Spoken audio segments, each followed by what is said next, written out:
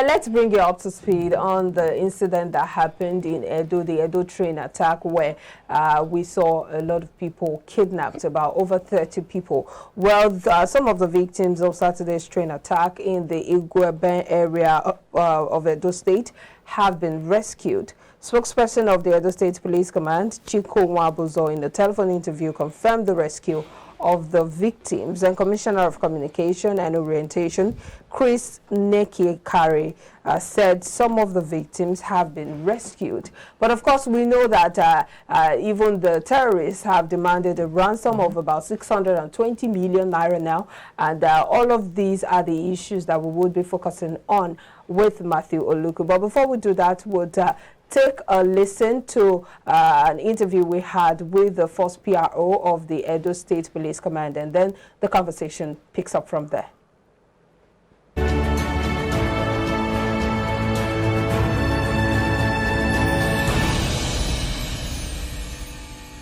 cannot talk about the incident without talking about other things that followed.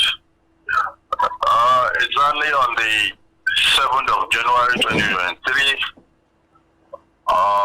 distress call was made to the divisional police officer in charge of Igueben about the attack and kidnap of passengers on a train station, Igueben.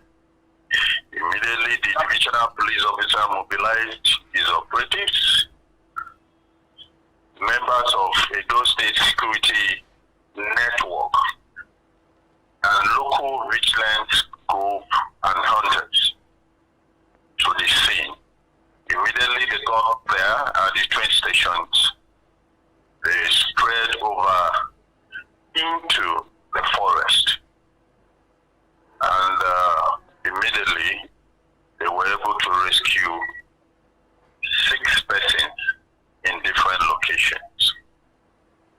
A fairly old man of about 65 years, a woman with a baby of about 1 year, a girl of 6 years old, okay, a girl and a boy of same parents, of about 5 and 2 years respectively, were rescued. And just yesterday on Sunday, the 8th of January 2023, the Deputy Governor of the state, Right Honorable Philip Shaibu, alongside with the Commissioner of Police Edo State, CP Mohammed Adamu Damkwara, other heads of security agencies, moved into Igueben.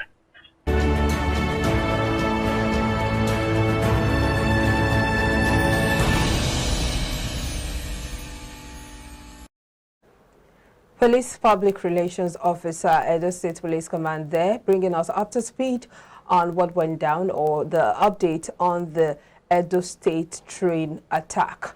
But we also have here Matthew Oluku. What are your thoughts? Now we have seen that some victims have been rescued, and it's already looking like deja vu. What happened in March 28, 2022 is now reflecting itself now in 2023. We have some victims rescued, we have some who died, and then we've had the terrorists demand a ransom of about 620 million naira. You see, this brings us back to where we were when we saw the Kaduna train incident. For me, I think the whole gamut of Nigerian railway system is vulnerable to be attacked. Okay. That is one thing you can take away from these incidents. Because if after some few months of that Kaduna issue, we are recording another one in Edo State, it means we are not learned anything. Because if you look at, as at the time of the attack, from the report we read, that not even a police personnel was on ground. And we are made to understand that even Nigerian Police Command have Railway Police Command that is supposed to be headed by a Commissioner of Police. So why is it that no police personnel was deployed to that train station? And when we saw the Kaduna issue, we were saying that after the security agencies, the government have perhaps rescued or negotiated the release of all the victims, that the federal government, the Nigerian Air Force, Army, name it, should synergize to use that opportunity to go all out offensive against these criminals. And we have come back to the same issue. But again, I think the policing system in Nigeria is fundamentally wrong. Because we have a situation where all the police personnel take directive from Abuja. And they are all answerable to the National Security Advisor, who in turn report to Mr. President. You have a situation where you have a governor that goes with the name, the governor and chief security officer of the state, yet he do not command any security power. Yes. He did not parade any security power. So I'm saying that there is need to rejig the security architecture. Okay. But unfortunately, there's a window provided by the Constitution through which the governors can draw some security power, but unfortunately, they are not utilizing it. You want to expound on that? Yes, of course. Because if you look at Nigeria Police Council, if you look at the Nigerian Constitution, Section 216, empowers that council to administer and organize Nigerian police. And the Constitution gives the members of that council is the Mr. President, the chairman of Nigerian Police Commission, IG of Police, and 36 governors. And the Constitution says that before you hire and fire the IG, you must get advice and input from that council. And unfortunately, the governors hear the hiring and firing of IGs on the page of newspaper just like ordinary Nigerian. But what I'm trying to say in essence is, in as much as I'm saying that the Constitution there should be a reworking of the Constitution, I say that the little window provided by the Constitution through which the governors can parade some security powers, they have refused to utilize it. But holistically looking at it, I think there is need to rejig Nigerian security architecture. What are these windows? You talked about a short window where governors can exercise that security powers. What are these windows?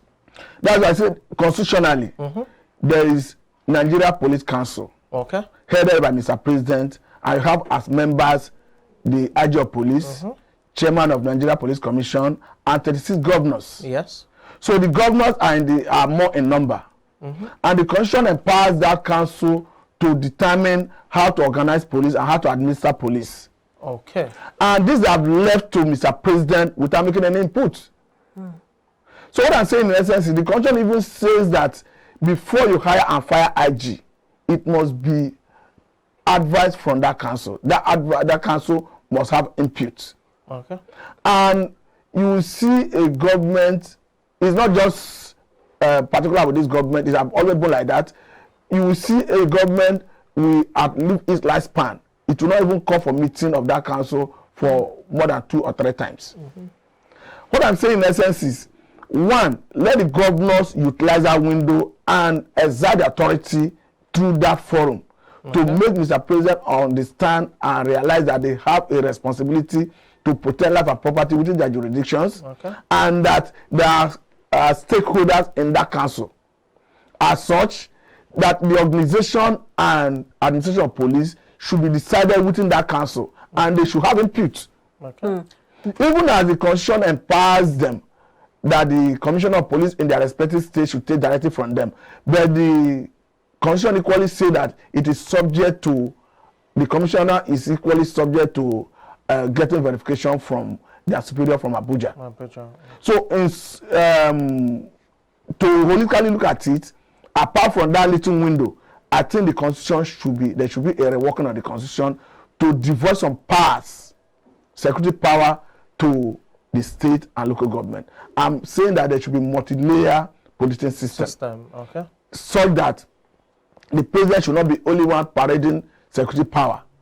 Just as the governor answered the name, the governor and the security officer of the state, the governor should have some security power to work with. Because we look at intelligent know, sorry to button, we know that these governors, when they want to get things done with the security forces, with the policemen, they get it done. Exactly. They get the police to work for them when they need it to happen in their favor. So how come when it comes to, you know, state affairs, protecting the people, we start hearing things like the police is not under the control of the state governors, they have to report to the IGP and all of those issues? Is it a case of personal interest? It only happens the way you are looking at it when perhaps the interest in Abuja is not, there is no interest from Abuja. Because you can remember sometime in Lagos here, there was an incident where some police came from Abuja to enforce a court order. I think in Magodo or so. Yes. And the governor was present. The governor was trying to tell the police that he's the chief secretary of this state, he's the governor. There was a little clash. I demand that you take a particular line of action. Yes. And they were telling that they were taking direction from Abuja. And that he should perhaps put a call to Abuja. Okay, so I see your point, but let's also talk about the fact that all of the gadgets and the surveillance cameras and everything, they were said to be present. They said they had CCTV cameras at that particular train station, but they were not working. What does that say about our preparedness when it comes to tackling insecurity, when it comes to protecting the lives and property of Nigerians? No, in terms of using technology to forestall such incidents, I don't think we are there. Okay. But the angle I'm looking at before I come to the issue of technology is, it is very difficult to police a people without having input from the locals. Because all crime is local. Yes. Because we look at, are you looking at community policing? Of course, all of them should be looked at. Because we look at what is happening currently, even the locals, the vigilantes, they're all synergizing, combing the forest, the bushes, and they know the terrain better than any other police that you may post from Kaduna, from Delta, from Sokoto, and all that. There's no way you can know the terrain better than the people. So what I'm saying is, integrate the people into the policing system. Not just integrating them, it should be constitutionally, it should be backed up by the constitution. If you allow a state, for instance, to float security outfits, like the Amatekun, there's nothing wrong in federal government. That's regional, though. You may call it regional. Southwest, Amatekun. You may call it regional. Ebubeago, the east. Yes. But what I'm trying to say in essence is, since it is out of assembly of the various states from the southwest, the only thing that is left is for the federal government through the IG of police to allow them to bear arms. If they write to IG of police, it is not out of place for the IG to ask them to bring them forward for training and arm handling. And once that is done, you mobilize them, you empower them to bear arms.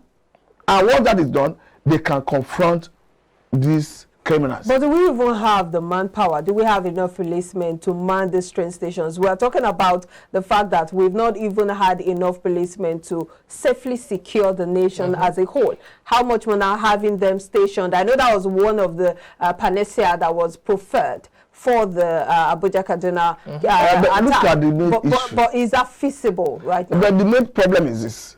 It's not just enough to police the train station. What we are looking at is the ungoverned space, the bushes, the forest. And the police cannot be in the forest. What we are saying is, if it is forest guard, if it is vigilante, let them be there. Empower them constitutionally, legally to bear arms. I think we are seeing in the northeast civilian JTF. Yes. They are bearing AK-47. Empower them to bear arms. Once that is done, because we are made to understand even by the government that most of these criminals come from neighboring countries. Yes. So if people are invading your country with AK-47, AK-49, and you don't have anybody to confront them in the bushes, in the forest, they come to your country, hibernate in the forest, hibernate in the bushes, come and start launching attack. You may say they are looking for soft target, but whether you like it or not, they have succeeded in embarrassing everybody, including the government. And as we speak, we do not have what it takes to go for rescue mission, unfortunately. So we are back to negotiation. Let's bring this back to the discourse itself. Now, 6 more hostages have been released. Good news, you want to say, but we still have 31 in captivity. We know quite well that, you know, various agencies are coming first just to see if they can rescue them. There's also a ransom demand that has been made. How do you think the government, state government, federal government should go about this? The only option left now is to engage them in negotiation. Okay. Unfortunately. And it has to do with parting away with money. Because if you say you want to go for rescue mission, the life of those people may be in jeopardy. Exactly. I don't think we have what it takes to go for such rescue mission. A place like America, we saw a 27-year-old Philip Wanton who was kidnapped in Niger, taken to Sokoto State. Yes. American security forces came to Nigeria. They were able to rescue him alive and even kill most of the terrorists. Yeah. But I don't think we have such intelligence, and I don't think we have such wisdom and wherewithal to do that. Sounds like we're back to square one, because this was what happened. Of course, we are back to square one. That is a unfortunate position we find ourselves. We must negotiate together, because the only sin those people committed is to use or aspire to use Nigerian railway. So you cannot say you leave them. What you do is to negotiate their release. Haven't done that. Someone was even kidnapped who used the road instead of the railway. But that's another issue. We have to go. Thank you so much for your time, Matthew Oluku. Quite succinct input into the issue this morning. Thank you so much. Thank you for having me. We'll take a break now. We'll be back to discuss money matters. Don't go anywhere.